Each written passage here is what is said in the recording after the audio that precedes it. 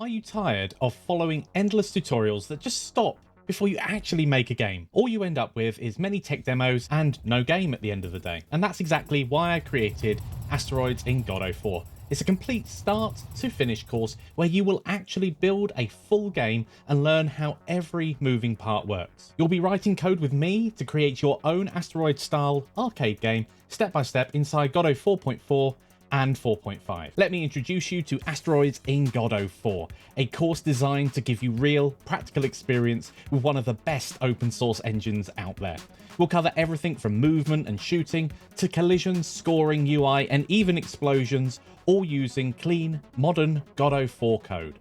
And by the time you're done, you'll have more than just a finished game. You'll have a clear understanding of how to structure your products, connect signals, and think like a developer. And this isn't just another quick tutorial. You'll follow the same process real developers use, building, testing, and refining, learning how to debug when things don't quite go to plan.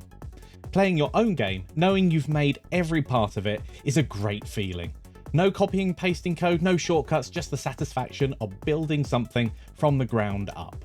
Whether you're brand new to Godot or switching over from another engine, this course will take you through the essentials step by step so you can actually finish what you start.